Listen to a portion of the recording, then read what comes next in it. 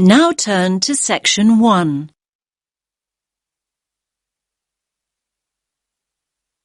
You will hear two women talking about house cleaning. First, you have some time to look at questions 1 to 3.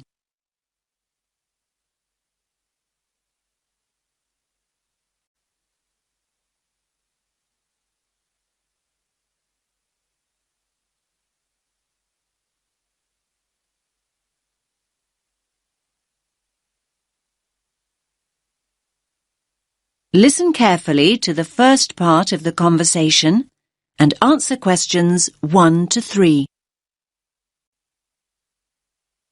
Well, Jill, I'm glad you had a nice holiday. We'll have to try it ourselves sometime. Yes, Kate, you really should. I'll give you a contact number for the hotel we stayed in.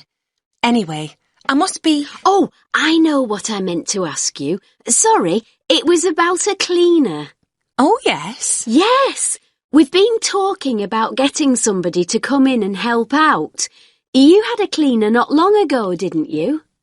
I thought you said having a cleaner was a waste of money, that you'd never pay somebody to do what you can do perfectly well yourself. Well, yes, maybe.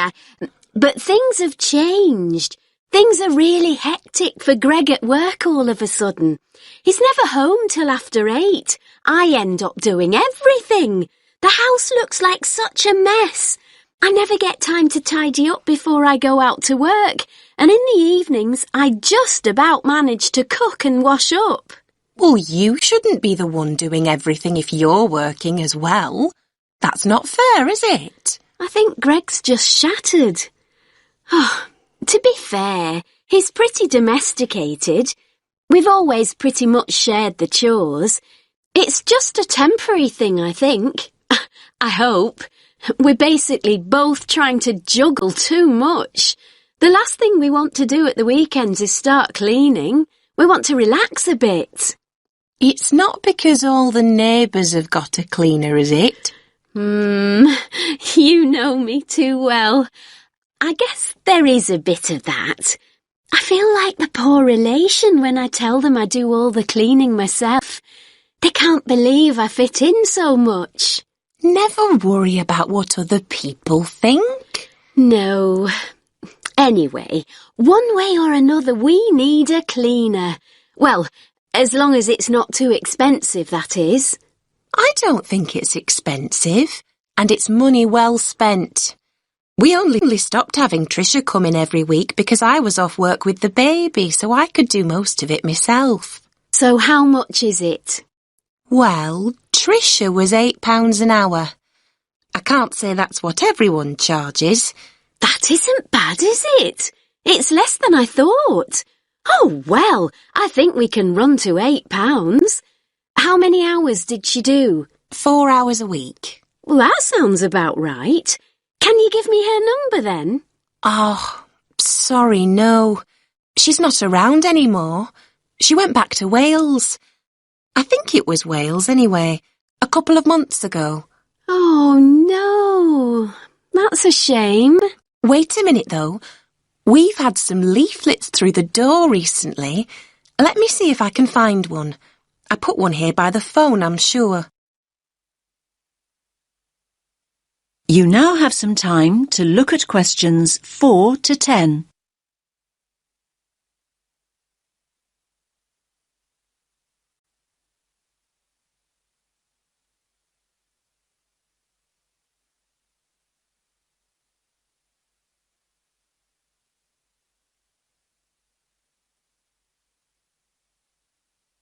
Now listen to the rest of the conversation and answer questions 4 to 10. Ah, yes, here we are. It's a company. They're called Dusters. Dusters? Yes, as in people who dust. You have to phone Abby on... Is that Abby with E-Y? No, it's A-B-B-Y. OK. And it's a local number, 650-918. 650 918. OK, got it. They do ironing and can look after your garden too, apparently. Ironing would be helpful. I loathe ironing. So, do they say how much it is? Yes, it's £9.50 an hour. That's for all the different services. £9.50? A bit more expensive then. They do a spring clean for £45. So that's one big clean. Do they say how many hours that is? No, it just says spring clean. I guess it's 5 hours, so it's a bit cheaper than 5 hours of cleaning would be normally. Yes, probably. That might be a good idea to start off with. You'll like this too, Kate. They can use organic products if you want them to. Oh, yes, I'd prefer that. I don't like using strong chemicals. They're so bad for the environment. OK, I'll give them a call. Thanks for that. That is the end of section 1. You now have half a minute to check your answers.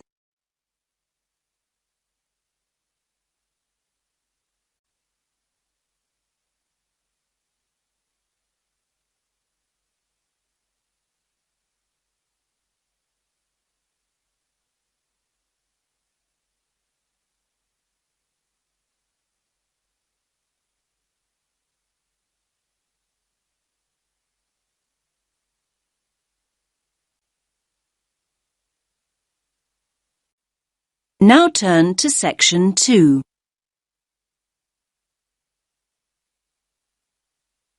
You will hear the head teacher of a school giving a talk to parents about some new classrooms. First, you have some time to look at questions 11 to 14.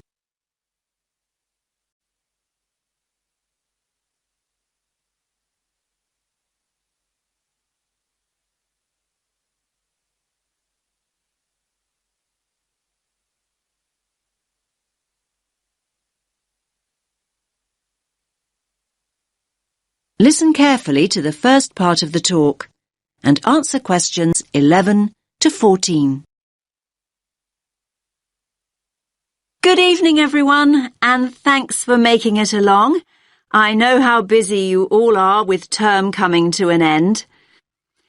As you know, the aim of this meeting is to show you the plans we've got to add 2 new classrooms and how that will affect the playground. Now, I've heard that quite a few of you are worried that there'll be hardly any playground left, but I want to reassure you that that's not the case at all. I think there's been quite a lot of uninformed talk going on, and people have started worrying unduly. I certainly hope I can dispel any of your concerns this evening. Firstly, I have a plan of what the school should look like, which I'll project onto the screen. The school governors and the developers want to hear your feedback before making final decisions. Your feedback's very important. When I've gone through the plan with you, you can ask questions and we'll discuss those queries in detail. There'll be plenty of time to tell us what you think over the coming weeks. And once the plans are a little more developed, they'll be available online. There'll be a weekly update, and once the actual construction begins, you'll be able to check progress as it happens. Personally, I'm very happy with where we've got to. I knew we had to have the extra space, but I must admit I worried long and hard about what we might have to sacrifice for it. The developers have certainly convinced me that we've made the right decision. You now have some time to look at questions 15 to 20.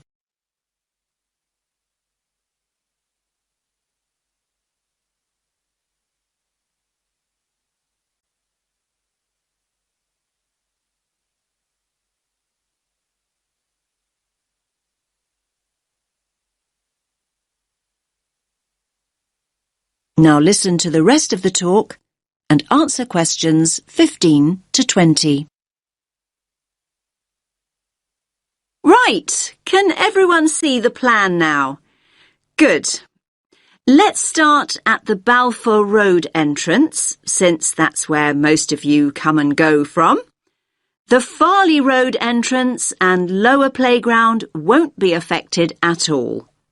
Now, as you come into the top playground, the two new classrooms will be on the right. There'll be a new gate and the steps down will be rebuilt. There'll be a ramp for disabled visitors too. On the plan here, only the parts of the building affected by the plans are shown. I'll explain why the hall is marked on later. So, as I said, the new classrooms will be to the right of the entrance and, as you can see, will take up very little of the playground space. We feel the Year 6 children need their own area away from the younger children. So, this one on the left of the two rooms will be the new Year 6 classroom. As you can see, there's no direct entrance from the playground. The plan is to include a small entrance area here from the playground for coats and boots and so on. Entrance to the classroom will be from that area. There'll also be an additional entrance to the hall from this cloakroom, so children will be able to get to the hall from two different directions, from inside the main building and from the new entrance area. I hope that's clear. Now, as you all know, the hall doubles up as the cafeteria at lunchtime. One of the rumours I heard was that we're planning to dispense with the cafeteria and open up a snack bar. I can categorically state that replacing healthy school meals with a snack bar is not remotely in our thoughts. The other new classroom, that's the one with the playground entrance here, is going to be an exciting new venture for us. That's because its principal use will be for the preschool and after-school clubs. More and more parents want that facility outside school hours, and we need a dedicated space to run these activities. I think there were also worries about the nursery school, though I'm not really sure why, to be honest with you. I can tell you now that the whole area on the other side of the main school building will be totally unaffected. The nursery will continue operating as it does now. There will be a couple of smaller constructions, modernisation work really, down here on the other side of the top playground. Cycling into school is getting more and more popular, so we're replacing the old bike sheds with a brand new bicycle bay. There'll be space for 60 bikes. The children's toilets will also be modernised, and the children will be able to enter them from inside the school building rather than from the playground as they do now. There'll be brand new staff toilets in that part of the building too, I'm pleased to say. So, I hope that's at least started to allay a few fears. Take a few minutes to look at the plan that I'll get out of the way. Then I'll answer a few questions if you have any. Does that make sense to you? That is the end of section 2. You now have half a minute to check your answers.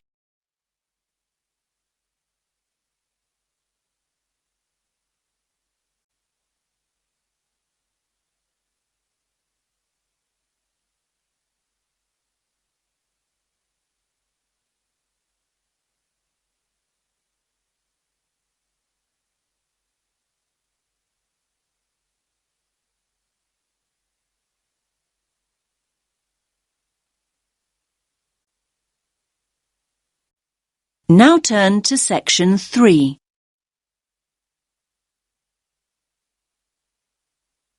You will hear 3 students talking about how to spend their time before going to university. First, You have some time to look at questions 21 to 23.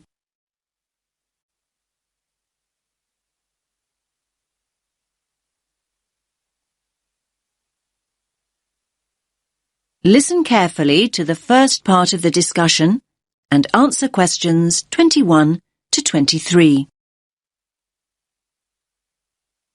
What's that you're reading, Matt? Oh, hi, Tara. It's an article about taking a gap year before going to university. Is that what you're thinking of doing then? Well, I hadn't really considered it as an option, but reading this has got me thinking. I'm looking forward to starting at uni, but I wouldn't mind a bit of time to myself first. Hi, guys. What are you talking about? Hi, Sandy. How's it going? Matt's reading about gap years. He wants to put off going to uni. I think a gap year's a great idea. I'm definitely thinking about it. Are you? What would you do with the year? Well, the programmes I've looked at involve volunteering of some kind. I wouldn't want to just go travelling for a year. I couldn't afford that anyway. The idea would be to work and help people, but more importantly, to grow up and come back knowing more about the world than I do now. Obviously, I'd choose somewhere hot and sunny. So, what exactly is volunteering? I mean, OK, I understand it means doing something for nothing, but what does it mean in terms of a gap year? Yeah, it means working with programmes in countries where people need support or some kind of aid. I bet your mum and dad aren't quite as enthusiastic as you are about all this. On the contrary, they're really supportive. They can see all the pluses. They realise that I don't know exactly where I want to be in 10 years' time. They think it'll give me time to figure things out and not make decisions I might regret later. You now have some time to look at questions 24 and 25.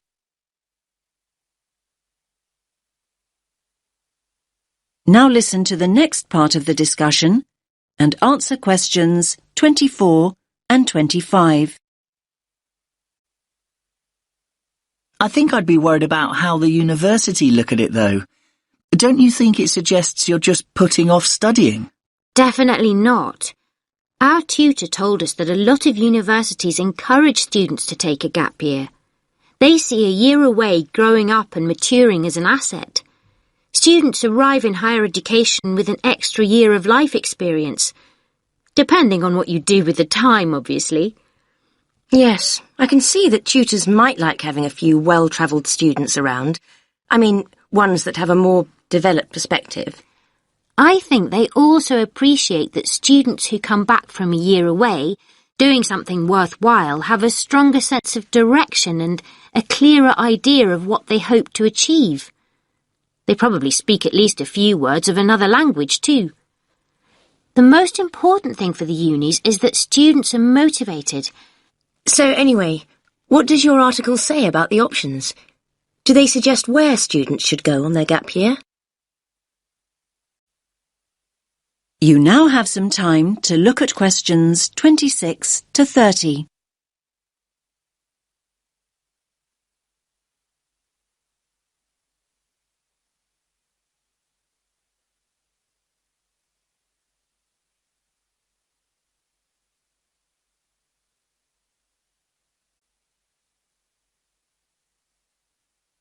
Now listen to the rest of the discussion and answer questions 26 to 30. Well, apparently, Australia's the country where the highest percentage of students take a gap year, and it's the most popular destination for gap year students from other countries as well as Britain. I like the sound of a year in Australia. They say here that there are three main attractions: the abundance of great coast, beautiful beaches, learn to surf, all that stuff. Then there's the amount of time you can spend enjoying outdoor activities, like hiking and loads of sports. And thirdly, the cosmopolitan cities, especially Sydney, which apparently is awesome. It's a great country for young people because there's so much to do. Loads of adventure and sunshine, obviously. Sounds good to me. Unfortunately, it says here The cost of getting there in the first place can be prohibitive.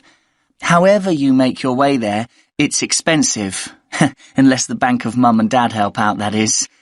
Then, look, they also mention various places in Africa, but they single out Ghana. Students can get involved with the construction of new schools or teaching the kids that are already in them. That does sound really rewarding and interesting, I have to say. I guess there's a huge sense of achievement with something like that, and you get fantastic life experience from living in another culture. I think you pick up some real practical skills too. Skills you can bring back with you. Another place I really like the sound of is Nepal. What's the attraction there? Most of the volunteering involves teaching again, and it's that sense of achievement that people are after. They also say, let me read it, students are attracted by the simplicity of daily existence. I think they mean you have to spend a year without your computer and all the rest of it. It's all about going back to basics. So where do people stay? They live on farms or in mountain retreats. I'm not so sure I could manage that. I don't mind hard work, but I like a hot shower at the end of the day. Yeah, I imagine the food's not great either. They do actually say here that one of the things volunteers miss is good food choices. Anyway, there are plenty of other options.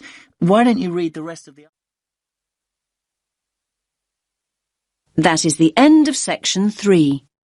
You now have half a minute to check your answers.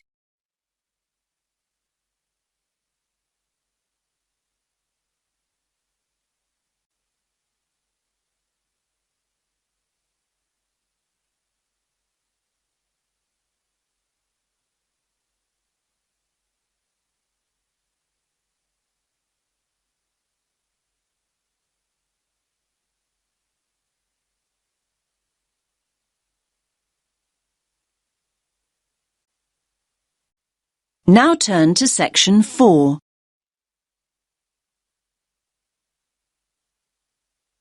You will hear part of a lecture about animals.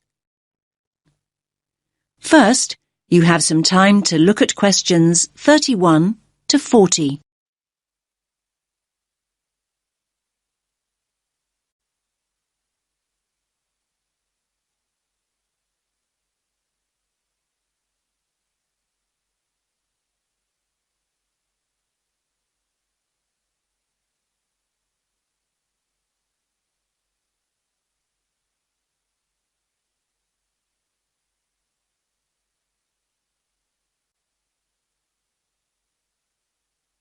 Listen carefully to the lecture and answer questions 31 to 40.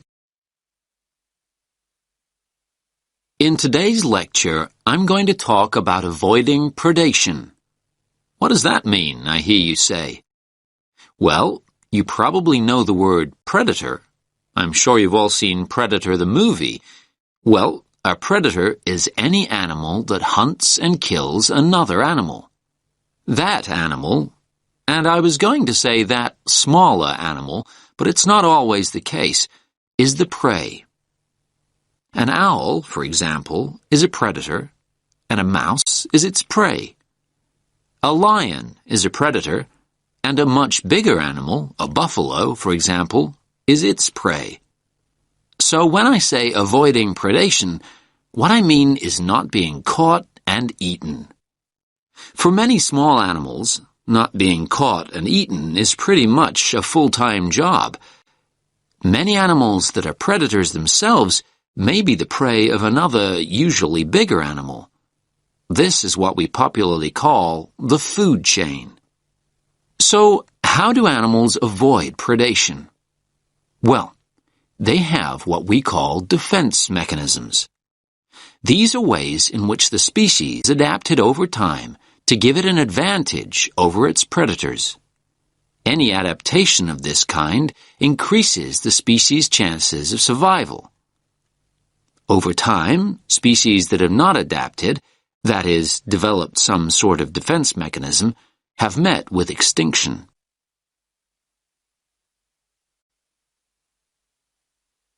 There are various forms of defense. The first is probably very obvious, and that's speed. Predators can't feed on what they can't catch. Running away is a very effective defense mechanism, as some of you can probably remember from primary school. Flight is even more effective. Species which have developed the ability to fly over time have an enormous advantage. Far more birds would be a meal out in the wild if they couldn't fly.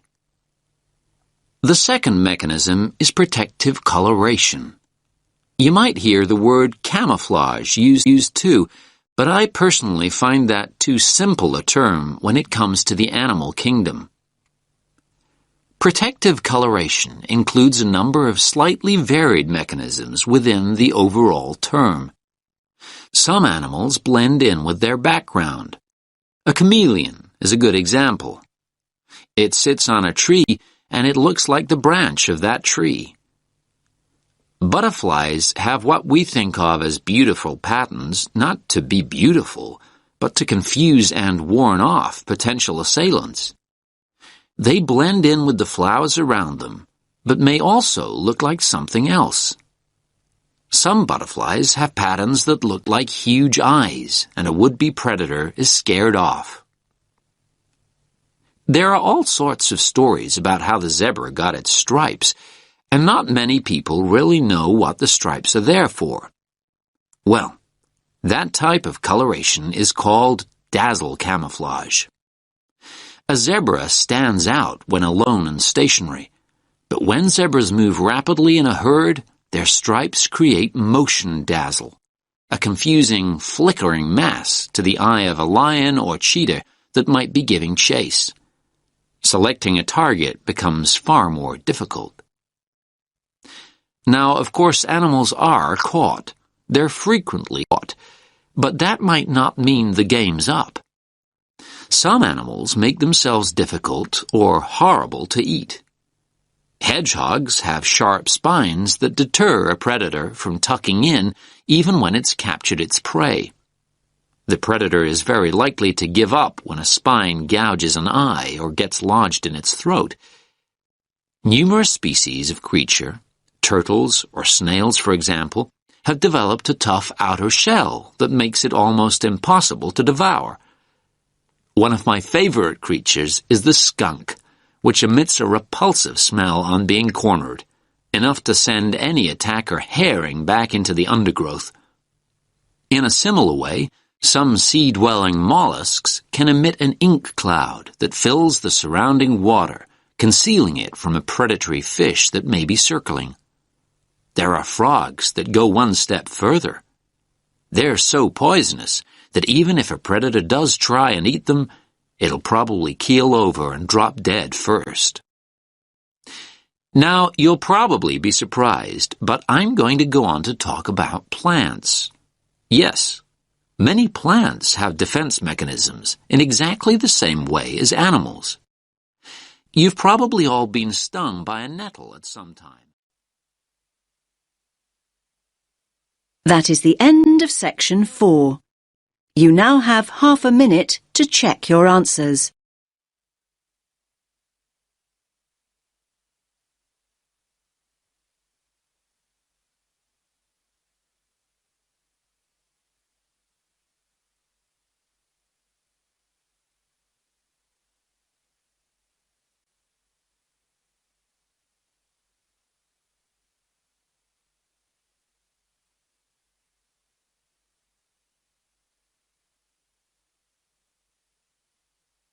You now have 10 minutes to transfer your answers to the answer sheet.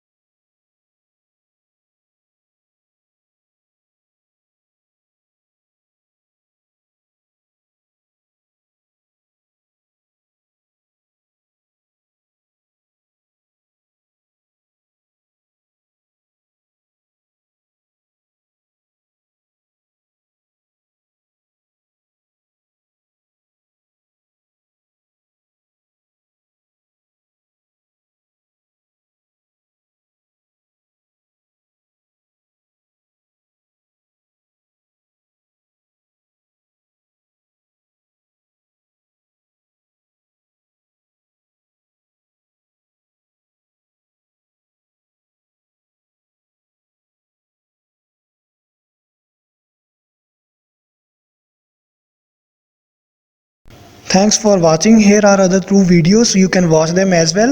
And if you haven't yet subscribed my channel, please subscribe it and hit the bell icon for my upcoming videos, and share these all videos among your friends.